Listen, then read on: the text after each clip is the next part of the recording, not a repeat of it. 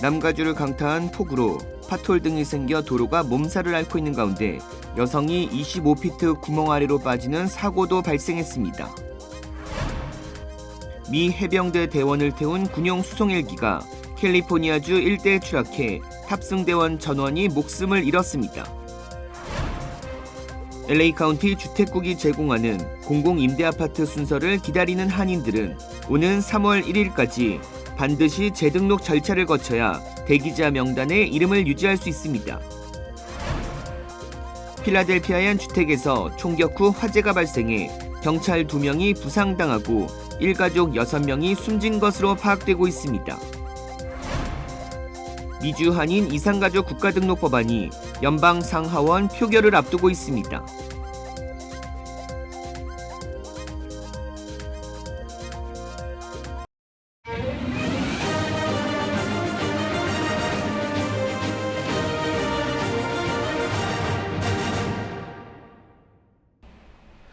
시청자 여러분 안녕하십니까? KBS 아메리카 뉴스입니다. 남가주를 강타한 폭우가 물러갔지만 여전히 곳곳이 폭우가 남긴 흔적들로 인해 몸살을 앓고 있습니다. 샌버나디노 지역에서는 여성이 25피트 구멍 아래로 빠지는 사고도 발생했습니다. 윤범수 기자가 보도합니다. 폰타나시에 있는 한 모빌 주택 단지. 구조대원 한 명이 밧줄을 타고 아래로 내려가고 있습니다. 보통 사람 키의 4-5배에 달하는 25피트 깊이의 구멍이 발견된 건 오늘 오전 9시 45분경 아이들과 함께 집 앞을 나서던 40대 여성이 갑자기 사라진 직후였습니다. 추락한 여성은 이후 출동한 구조대에 의해 2시간 만에 밖으로 빠져나와 병원으로 후송됐습니다. 소방당국은 구조 당시 여성이 의식이 있었으며 추락 당시 충격으로 다리를 다쳤다고 밝혔습니다. 문제의 구멍은 당초 폭우로 인해 지반이 약해져 생겨난 싱크홀로 추정됐지만 이후 조사에서 옛날에 사용됐던 정화조인 것으로 판명났습니다. 더 이상 사용을 안 하다 이후 벽돌 바닥에 덮여 은폐된 것으로 추정되는데 폭우가 며칠 동안 계속되면서 정화조 덮개 또는 주변 지반이 약해져 사고로 이어졌을 가능성도 제기되고 있습니다. 일반적으로 싱크홀은 상황에 따라 다르지만 지하의 토양이나 암석이 물의 침식이나 지하 공백으로 약해졌을 때 발생합니다. 지난해 7월 팔로스버디스 인근 롤링힐스 에스테이트의 고급 주택 10여 채가 붕괴됐는데 이 역시 폭우 뒤 지반 약화가 원인으로 추정됩니다. LA는 지난 5일 동안 한 해 전체의 절반을 넘는 평균 9인치의 강우량을 기록했고 500곳 이상의 진흙 사태와 주택 50채가 파손되는 피해를 입었습니다. 그 밖에 폭우로 도로 곳곳이 파인 파톨로 인한 피해도 커지고 있습니다. 지난 5일 동안 LA시에서 접수된 파톨 신고만 1,009건으로 집계됐는데 실제로는 이보다 훨씬 많을 것으로 추정됩니다.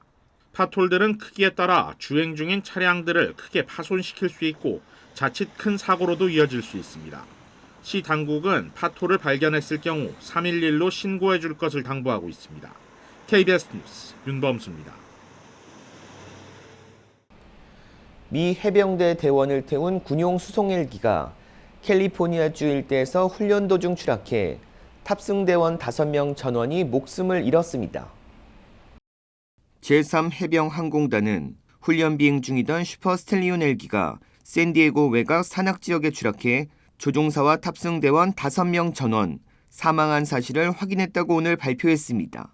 미 해병 발표에 따르면 헬기는 지난 6일 밤 네바다주 크리치 공군기지를 출발해 캘리포니아주 미라마 공군기지로 향하던 중 샌디에고 외곽 파인밸리 일대에 추락했습니다. 미 해병은 캘리포니아주 당국과 함께 수색과 구조 활동을 펼쳐 추락 헬기 잔해를 발견했으나 생존자 없이 탑승 대원 전원이 사망한 사실을 파악했습니다. 해병대 측은 사고 헬기가 추락 전 눈보라가 몰아치는 악천후를 만난 것으로 보고 정확한 사고 원인을 조사 중입니다. 슈퍼 스텔리온 기종은 중장비 등을 탑재할 수 있는 수송용 헬기입니다. 제3해병항공단은 성명을 내고 5명의 뛰어난 대원을 잃어 마음이 무겁고 깊은 슬픔을 느낀다며 대원들과 가족들에게 애도를 표했습니다. LA 카운티 주택국이 제공하는 저소득층 주민이나 노인을 위한 공공임대아파트 순서를 기다리고 있는 한인들은 오는 3월 1일까지 반드시 재등록 절차를 거쳐야 대기자 명단에 이름을 유지할 수 있습니다. LA 카운티 주택국은 섹션 A 바우처 대기자와 공공 임대 아파트 대기자들은 오는 3월 1일까지 주택국 웹사이트에서 대기자 재등록을 해야 한다고 발표했습니다. 재등록 절차를 3월 1일까지 마치지 않으면 더 이상 공공임대 아파트 입주 의사가 없는 것으로 간주돼 대기자 명단에서 삭제됩니다. 주택국은 지난 2일부터 대기자들의 불이익을 최소화하도록 서한을 발송 중으로 한인 대기자들을 위한 한글 서한도 발송할 예정입니다. 섹션 A 바우처 프로그램과 공공임대아파트 대기자들은 카운티 주택국에 전화해 한국어 통역을 요청하면 3자 대화로 대기자 유지 등록을 할 수 있습니다. 이때 신청인은 이름과 생년월일, 소셜 번호를 알려주면 됩니다. 또 대기자 등록에 대한 문의와 지원 예약도 전화로 할 수 있습니다. 한국어 도움이 필요한 경우 K타운 액션 프로젝트와 한인타운 노동연대 키와에 연락하면 도움을 받을 수 있습니다. 또 키와 사무실에서 매주 수요일 오전 10시부터 오후 3시까지, 토요일은 오후 1시부터 6시까지 도움을 받을 수 있습니다. 어제 필라델피아의 한 주택에서 총격 사건이 발생해 경찰관 2명이 부상당하고 집이 화재로 전소된 소식 전해드렸는데요. 집 안에서 어린이 3명을 포함해 일가족 6명이 숨진 것으로 전해졌습니다. 경찰은 어제 소녀가 총상을 입었다는 신고를 받고 현장에 출동했다 부상당한 경찰관 2명 중 1명인 랜스다운 경찰서 소속 데이비드 사이자 경관은 다리에 총상을 입었지만 오늘 병원에서 퇴원했다고 밝혔습니다. 이스트 랜스타운 경찰서 소속 존 미안 경찰은 수술이 필요하다고 덧붙였습니다. 어제 총격 사건 발생 후 3층 주택 상층부에서부터 불길이 치솟아 1층까지 불길에 휩싸여 집이 전소된 가운데 경찰은 오늘 주택에서 어린이 3명을 포함해 일가족 6명이 사망한 것으로 보인다고 밝혔습니다. 델라웨이 카운티 지방검찰은 이스트 랜스타운에 있는 주택에서 사람의 몸통과 소총 한 정을 회수했지만 아직 조사 초기 단계로 경찰에게 총격을 가한 용의자도 화재로 집이 전소될 때 안에 있었을 것으로 보고 있다고 말했습니다. 검찰은 화재로 인한 피해가 커 누가 총격을 가했는지는 현재 파악하기 어렵지만 거주하는 가족은 느 성을 가지고 있다며 자세한 정보는 알리지 않았고 현재 수사를 진행 중이라고만 밝혔습니다. 미주 한인 이산가족 국가등록법안이 연방하원 외교위원회에서 만장일치로 통과돼 연방 상하원 표결을 앞두고 있습니다. KBTV 정지원 기자가 전해드립니다. 미주 한인들의 이산가족 상봉을 돕기 위한 이산가족 국가등록법이 연방하교위원회에서 만장일치로 통과됨에 따라 연방상원과 연방하원의 표결을 남겨놓고 있는 가운데 외교위에서 초당적 만장일치로 통과된 만큼 최종 통과 기대를 높이고 있습니다. 법안은 북한에 가족을 둔 미국 내 한인들의 정보가 담긴 국가등록부를 연방 국무부가 주도로 구축하도록 하는 내용이 골자입니다. 향후 대면 및 화상을 포함한 이산가족 상봉에 대비해 국무장관은 북한 인권특사 등이 북한에 있는 가족과 상봉을 희망하는 한인을 파악하고 이름과 기타 관련 정보를 담은 국가등록부를 작성하도록 하는 것입니다. 이산가족 국가등록법을 공동 발의한 미셸 스틸 연방하원의원은 대한민국 거주 한국인이 아닌 미국 거주 한인을 위한 이산가족 상봉 관련안이 초당적 만장일치로 통과한 것은 의미가 크다고 강조했습니다. 또 이산가족 국가등록법이 외교위 통과가 한인 정치력 신장과 한인 커뮤니티 목소리가 커진 것을 의미하는 쾌거라고 밝혔습니다. 미셸 스틸 의원은 미국 내 한인 이산가족이 고령인 경우가 다수이기 때문에 북한에 있는 가족을 만날 수 있는 시간이 많지 않다는 점을 기억해야 한다고 밝히면서 연방하원의 표결을 앞두고 있는 만큼 한인들의 관심과 동참이 절실하다고 강조했습니다. 미셸 스틸 의원은 한인들이 각 지역구 연방상하원 의원들에게 법안 통과를 촉구하는 목소리를 전달해 함께 이뤄내자고 당부했습니다. KBTV 뉴스 정지원입니다. 한편 북한이 남북 경제협력 관련 법안과 관련된 합의서를 일방적으로 폐지했습니다. 한국은 북한의 선언을 인정할 수 없다는 입장입니다. 유호윤 기자가 보도합니다. 북남 관계는 더 이상 동족 관계, 동질 관계가 아닌 적대적인 두 국가 관계, 전쟁 중에 있는 두 교전국 관계로 완전히 고착되었습니다. 김정은 북한 국무위원장의 이 선언을 시작으로 남북 관계 단절 절차에 나선 북한. 이번엔 남북 간 경제 협력을 다룬 법안과 합의서들을 일방적으로 폐지했습니다.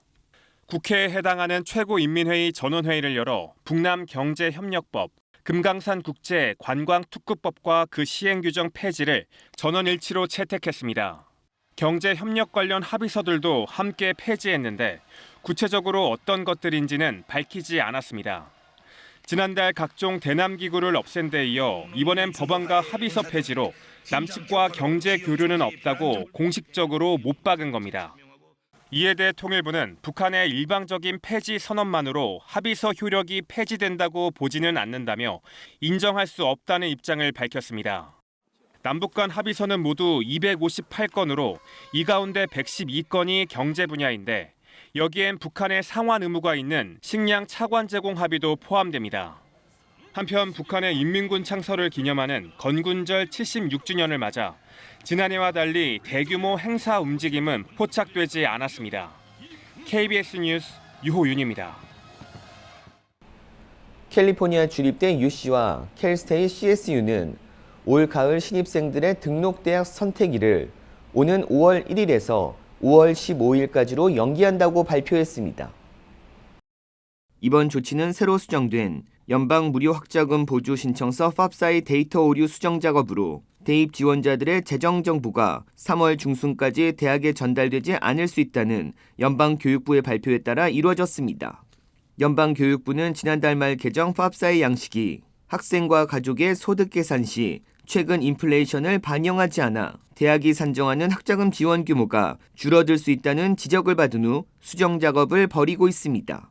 이 때문에 대학들은 팝사에서 제공하는 지원자의 재정 정보가 없어 학자금 지원 패키지를 발송하지 못하고 있는 상태입니다.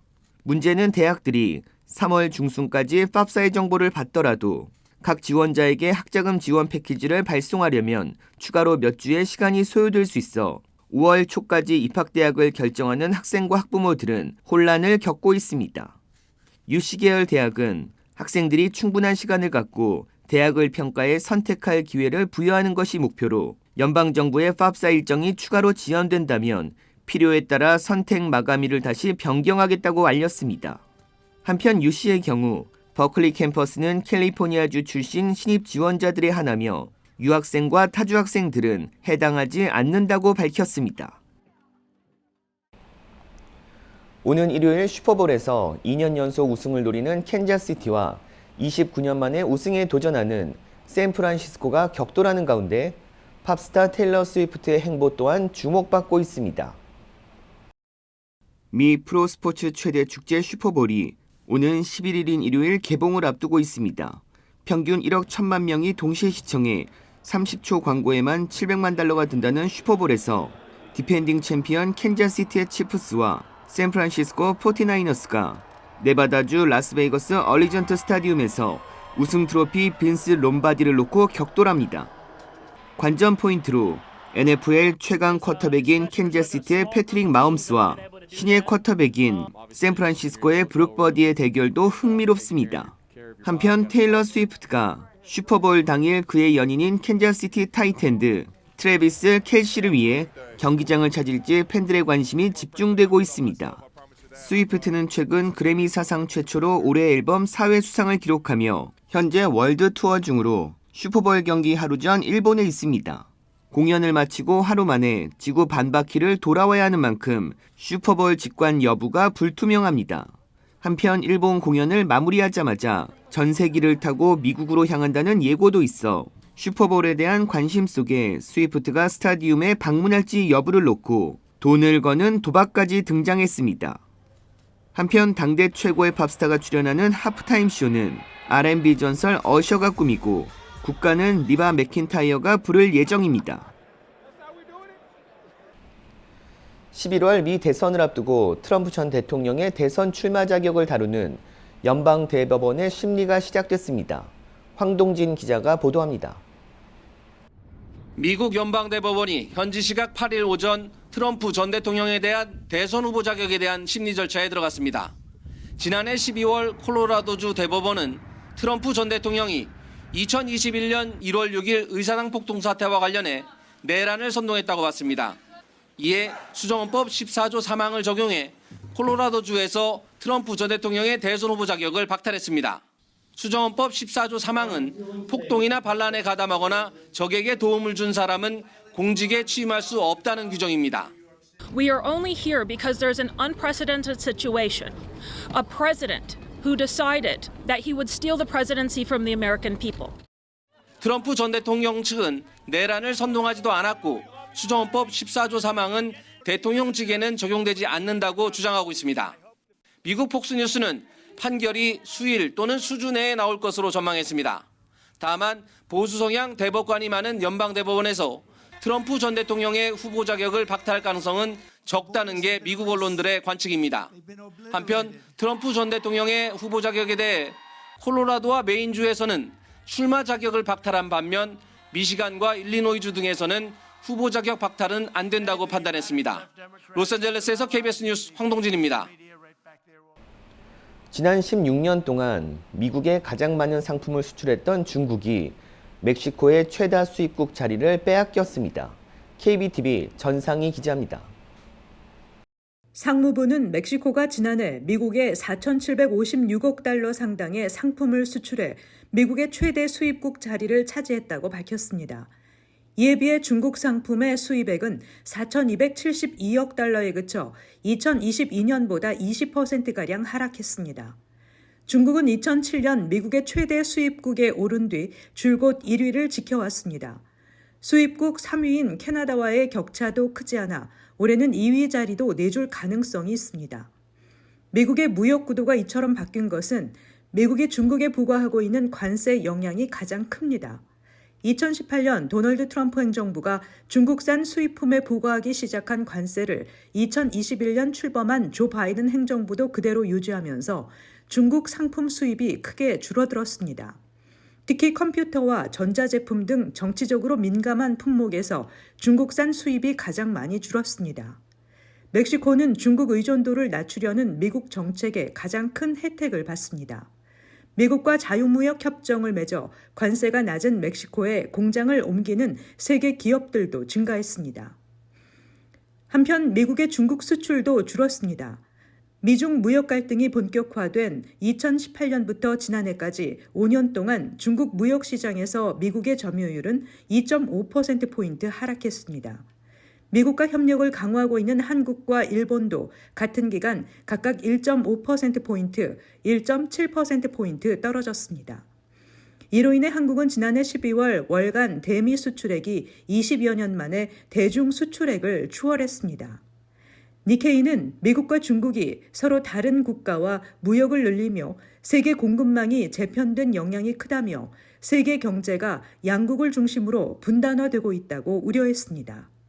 KBTV 뉴스 전상입니다. 한인금연센터가 설날을 맞아 지역사회의 건강한 생활을 만들기 위한 특별한 계획을 추진하고 있습니다. ASQ 한인금연센터는 2월부터 한국어 금연 상담사와 함께 맞춤형 금연 계획을 세우고 금연할 수 있는 프로그램을 진행하고 있습니다. 프로그램 등록 참가자들은 흡연자뿐 아니라 전자담배 사용자와 가족이나 지인의 금연을 돕기 위한 사람들도 참가할 수 있으며 한인금연센터는 금연하고자 하는 사람들을 돕기 위해 $20 상당의 기프트카드도 선물하고 있습니다. 선물 카드는 제한된 기간에 재고가 소진될 때까지 진행됩니다. 프로그램 상담 문의는 전화나 웹사이트로 하면 됩니다. 뉴욕시정부가 수천만 달러를 투입해 정신질환자를 치료하기 위한 프로그램을 운영했지만 부실한 운영으로 예산만 낭비했다는 지적이 나왔습니다. KBTV 김은지 기자입니다. 뉴욕시 감사원에 따르면 시 보건정신위생국은 지난해 집중이동치료 IMT 프로그램에 3,700만 달러 이상을 지출했지만 그 효과를 측정하기 위한 명확한 기준이 없었던 것으로 파악됐습니다. 감사원이 발표한 IMT 프로그램 감사 결과에 따르면 프로그램을 운영하기 위해 계약을 맺은 비영리 단체 또한 적절한 모니터링이 되지 않았다고 지적했습니다. 시정부에서는 인력 부족, 프로그램 안전성, 전문 교육 수준 등 문제점을 130개 이상 발견했지만 그 후 후속 조치에 대한 모니터링을 하지 않았습니다. IMT 프로그램을 운영하는 일부 팀은 3년 이상 전문가 자리가 공석이었는데도 불구하고 계속 업무를 이어갔다고 시 감사원은 전했습니다. 감사 결과 이 프로그램에 참여한다고 등록된 사람들 중 정기적으로 처방약을 복용하는 정신질환자는 3분의 1도 안 되는 것으로 나타났습니다. 또 4명 중 1명은 IMT 프로그램에 등록한 후 한 번도 정신과 의사 등을 만난 적이 없는 것으로 파악됐습니다. 프로그램에 참여한 기간 중 정신과 의사와 정기적으로 만난 기간이 절반도 안 되는 경우는 38%에 달했습니다. 특히 IMT 프로그램에 참여한 정신질환자 상당수가 노숙자인 만큼 자원봉사자들을 통해 프로그램에 등록만 한 뒤 연락이 끊기거나 사라져버리는 경우가 비일비재하다고 시 감사원은 지적했습니다. 뉴욕시는 노숙자 혹은 폭력 전과가 있는 사람들에게 정신과 치료를 제공하고 범죄가 재발하지 않도록 하기 위해 2016년 IMT 프로그램을 시작했습니다. 5개 비영리 단체가 운영하는 32개 팀이 길거리나 쉘터, 전철역 등의 사람을 파견해 정신질환 치료 대상자를 선정하고 있습니다. 감사원은 IMT 프로그램 운영자들은 정신질환자 등록 건수에만 집중하는데 문제는 프로그램에 등록했다고 해서 정신질환 치료가 이루어진다고 보기에는 어렵다는 점이라고 밝혔습니다. KBTV 뉴스 김은지입니다. 롱비치에 위치한 광고 대행사 인터트렌드가 용의 해를 기념해 대형 용 조형물을 이달 말까지 전시합니다. 용의 해를 기념해 대만 예술가에 의해 제작된 대형 용 조형물이 롱비치에 위치한 인터트렌드 본사에 설치됐습니다.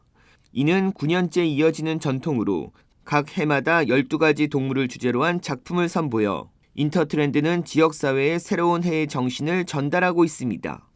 용 상징물은 신화 속 생물의 힘과 우아함을 표현한 것으로 인터트렌드 대표 줄리아 황은 상상력과 아름다움을 지역사회와 공유할 수 있어 기쁘다고 밝혔습니다.